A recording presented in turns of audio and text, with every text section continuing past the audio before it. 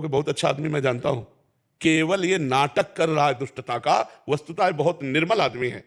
ऐसे ही यदि तुम इस जगन नाटक वैभवा में जो गोविंद नाटक कर रहे हैं उनको, उनका परिचय जान लो इस नाटक के परे स्वरूप का, तो आपको लगेगा ये जगत में वो नाटक कर रहा है, कहीं तमोगुणी, कहीं रजोगुणी, कहीं सतोगुणी, लेकिन वो तो त्रिगुणातीत परमात्मा है।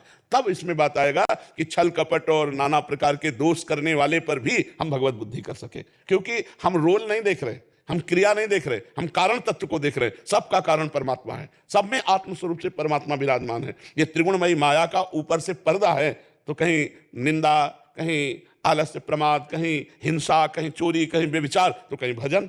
ये तीनों गुणों का प्रभाव चल रहा है, लेकिन वो परमात्मा निर्लेप सबके हृदय में विराजमान है। हम उस परमात्मा को देखते हैं, उसकी क्रिया को नहीं। जैसे फ्रिज, एसी, पंखा, हाइलोजन, हीटर, सबका अलग प्रभाव है।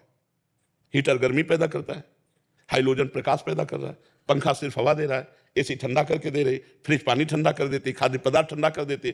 अगर वो कारण तत्व को नहीं जानता तो ये नहीं मानेगा कि एक ही तत्व इनमें बैठा हुआ है। अगर कारण तत्व को जानता है तो जानता है करण के कारण क्रिया अलग अलग, लेकिन बिजली सब में एक है ना? बिजली सब में एक है ना? हीटर में भी, फ्रिज में भी, एसी में भी, हाइलोजन में भी प्रकाश दे रही है, यहां हवा दे रही है।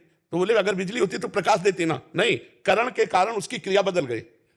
कारण तत्व जो है बिजली एक ही है। ऐसे ही तमोगुणी स्वभाव है, अब वो राक्षसी कार्य करेगा, राक्षसी क्रिया, तमोगुणी स्वभाव करण, और कारण परमात्मा।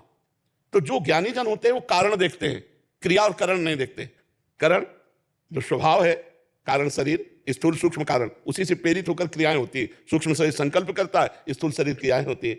तो कारण तत्व उस करण का भी वो परमात्मा ही है। जब सत्य वस्तु का बोध हो जाएगा तो बाहरी नाटक का कोई प्रभाव नहीं पड़ता। जब हम जानते हैं कि मेरा प्रीतम सब में है, तो ये छल कपट द्वंद्व पाखंड हमारी आंखों के सामने पर्दा नहीं डाल सकता। जब प्रभु से अपनापन हो जाए, सर्वत्र प्रभु का भाव दृढ़ हो जाए, कारण तत्व का ज्ञान हो जाए, तब भगवान सर्वत्र दिखाई देंगे। ऐसे थोड़ी दिखाई देंगे। देखो, एक पत्नी किसी ऑफिसर की, उसका पति लेट आया, तो उन्होंने कहा हम आपसे रोज निवेदन करते हैं, आप इतना विलंब क्यों आए? तो देखो, रोज टोका मत करो।